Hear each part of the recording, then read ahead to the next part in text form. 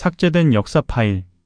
오늘은 진주만 공습 1년 전 미군 레이더가 포착한 조종사 없는 유령 전투기에 대한 이야기입니다. 태평양 전쟁의 거대한 포화가 전 세계를 덮치기 정확히 1년 전인 1940년 12월의 어느 날이었습니다.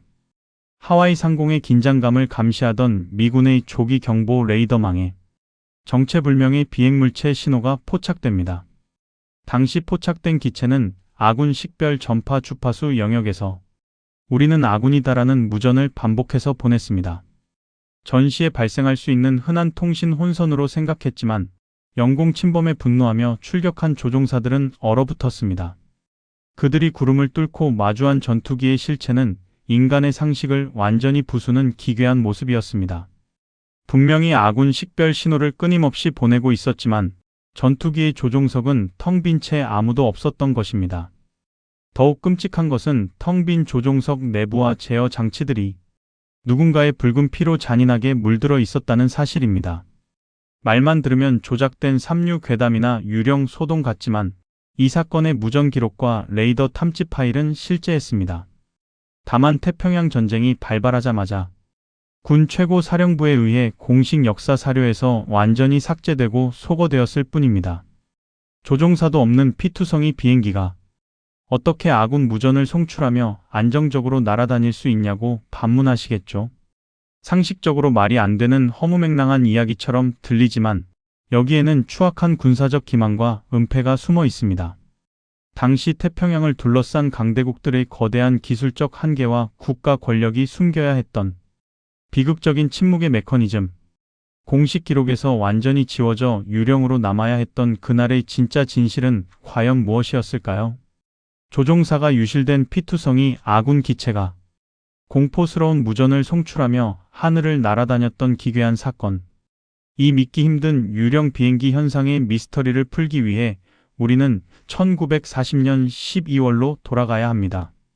당시 미 육군 항공대는 하와이 오아후 섬 주변에 최첨단 SCR-270 레이더망을 배치하기 시작했습니다.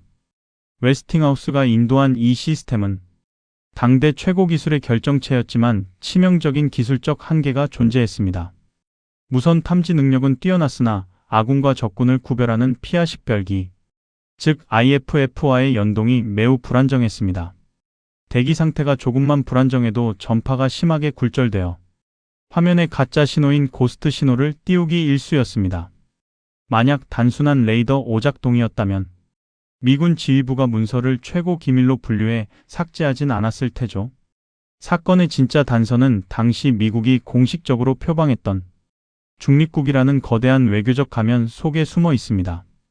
1940년 말 미국은 겉으로는 전쟁의 불개입을 선언했으나 내부적으로는 아주 은밀한 비밀 공작을 벌이고 있었습니다. 일본 제국주의에 대항하던 중화민국 장제스 정권을 돕기 위해 플라잉 타이거즈라 불리는 AVG 창설을 추진한 것입니다. 이 과정에서 수많은 미군 조종사들과 전투기들이 비공식 거점을 통해 아시아와 태평양 전선으로 은밀하게 이송되었습니다. 비공식 작전 중에 치명적인 공격을 받았거나 기체 결함으로 조종사가 사망한 아군기가 태평양 상공에 유실된 것입니다. 즉 레이더망에 포착된 우리는 아군이다라는 기만 무전은 암호통신망이 적에게 해킹당했거나 혼선된 참사였습니다. 미군 통신 보안의 취약점이 적나라하게 노출된 순간이었으며 비밀 작전의 명백한 증거물이 아군 영공을 침범한 것입니다. 국가 안보를 뒤흔들 수 있는 외교적 악재와 기술적 치명상이 결합하자 사령부는 파일의 영구 소거를 선택하게 됩니다. 조종사가 부재한 상태에서 피로 물든 전투기가 어떻게 장시간 동안 안정적인 수평 비행을 유지할 수 있었을까요? 상식적으로 조종관을 잡은 사람이 없다면 기체는 양력을 잃고 바다로 곤두박질치는 것이 물리 법칙에 부합합니다. 하지만 사건의 주역인 커티스 P-45호크 전투기 설계 도면을 열어보면 이 초자연적인 현상의 비밀이 풀립니다. P-40 계열 기체는 당대 활약하던 다른 전투기들과 비교해 공기역학적 안정성이 극도로 높게 설계된 특징을 가집니다. 특히 기체의 중심과 수평을 수동으로 유지해주는 장치인 기체 트림 조절 장치가 비정상적일 정도로 완벽했습니다. 조종사가 비행 도중 치명적인 총상을 입어 의식을 잃거나 낙하산으로 급격하게 카크핏 밖으로 이탈하더라도 기체는 스스로 트림 설정 값을 유지하며 연료가 완전히 소진될 때까지 안정적인 수평 비행을 지속하는 특성을 보여줍니다. 이 공기역학적 특성은 제2차 세계대전 기간 중 여러 전선에서 기괴한 유령 비행기 전설을 낳게 된 직접적인 물리적 토대였습니다. 실제로 1942년 민다나오 섬을 탈출한 P-40B 기체가 혈흔이 낭자한 채 홀로 비행하다 추락한 사건이 있었습니다. 1943년 리비아 사막에 추락한 B-24D 리버레이터 기체 역시 승무원 전원이 탈출한 뒤 혼자서 수백 킬로미터를 날아갔습니다. 1940년 12월 태평양 하늘에 나타났던 기괴한 아군기 역시 비밀 작전 중 치명상을 입은 조종사가 유실된 결과였습니다. 주인을 잃어버린 차가운 쇳덩어리가 바람에 역하게 몸을 맡긴 채 마지막 연료를 태우며 비명을 지르듯 날아온 것입니다. 과거의 왜곡된 시선으로는 도저히 믿을 수 없었던 신비가 전투기의 설계학적 필연성이 만들어낸 과학적 현상이었습니다. 진주만 공습이 터지기 정확히 1년 전 태평양 하늘을 피로 물들였던 조종사 없는 P-40 전투기 사건. 당시 미군 사령부가 요격 보고서와 레이더 탐지 파일을 최고 등급 기밀로 분류해 완전히 소거한 조치는 국가 안보와 정보 통제의 정교한 지배 메커니즘이 어떻게 작동하는지 보여주는 차갑고 냉혹한 사례입니다. 미군 지휘부는 대규모 전면전을 눈앞에 둔 시점에서 군 내부의 기강을 유지하기 위해 가혹한 검열 정책을 적용했습니다. 만약 정체불명의 비행체가 아군 주파수 대역을 도용해서 우리는 아군이다라는 신호를 보낸 것이 대중에 드러났다면 미군 조기 경보 체계의 핵심인 무선 통신망과 레이더망이 보안 취약성이 전 세계에 적나라하게 폭로되는 셈이었습니다. 적국인 일본 제국 해군에게 미군 통신망 해킹의 빌미를 주거나 무선 보안의 신뢰성을 통째로 붕괴시킬 치명적인 위기였죠. 게다가 대규모 전쟁 직전에 미확인 기체가 영공을 침투했고 조종사가 없는 P2성이 아군기가 나타났다는 무서운 서사는 전쟁을 앞둔 군인들의 전시사기를 바닥으로 저하시키고 민간인들 사이에 집단 히스테리를 야기하기 충분했습니다. 실제로 전쟁 초기 미국 서부 연안과 하와이에서는 적군의 환영 공격을 우려하는 극심한 불안증이 만연해 있었습니다. 이 공포는 훗날 로스앤젤레스 상공에 대공포 수천 발을 난사한 참혹한 5인 사격 참사로 이어지기도 했습니다. 가장 결정적인 이유는 당시 미국이 공식적으로는 중립국을 표방하며 은밀한 비밀 군사 원조를 추진했기 때문입니다. 중화민국을 지원하기 위해 플라잉 타이거즈라 불리는 비밀 공중 작전을 추진하던 중 조종사가 유실된 사고였기에 이 사실이 공론화될 경우 미국의 중립국 지위를 뒤흔들고 치명적인 외교적 파국을 맞이할 위험이 아주 컸습니다. 결국 사령부 입장에서는 관련 무전과 레이더 플롯을 영구히 지워버리는 것 외에는 다른 선택지가 전혀 없었습니다. 국가 권력에 의한 파일 삭제는 기술적 취약성과 군사적 실책이라는 현실의 안부를 완벽하게 숨기기 위한 지극히 계산적이고 차가운 전시정보 통제 시스템의 결과물이었던 셈입니다. 국가 권력이 제어할 수 없는 돌발 사건을 맞닥뜨렸을 때 작동하는 정보 통제 공식은 1940년 미국에만 존재한 것이 아닙니다. 지금으로부터 수백 년 전인 조선 광해군 1년 1609년 음력 8월 25일 오전 9시에서 오후 3시 사이의 일이었습니다. 강원 감사의 관할 구역인 간성군, 원주목, 강릉부, 춘천부, 양양부의 맑은 하늘에서 정체불명의 비행체들이 동시다발적으로 포착됩니다. 각 고을에서 조정으로 올라온 목격담은 소름 끼치도록 구체적이고 일관된 형태를 보여주고 있었습니다. 하늘에 나타난 물체는 세숫대야 혹은 호리병이나 방석과 같이 둥근 형상이었으며 스스로 분열하는 모습을 보였습니다. 마치 살아있는 생명체처럼 가스를 분사하며 붉은 불꽃을 일으켰고 하늘을 찢는 듯한 북소리와 쇠 구르는 소리를 동반했습니다.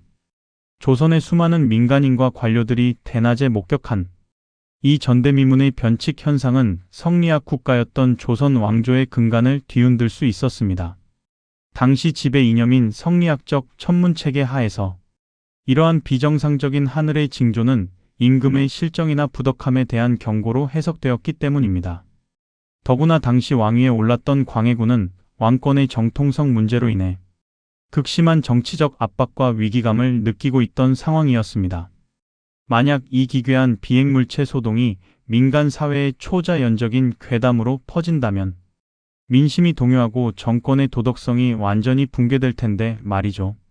이에 조선 조정은 이 돌발 사태를 은폐하거나 사초에서 무작정 지워버리는 무모한 선택을 하지 않았습니다.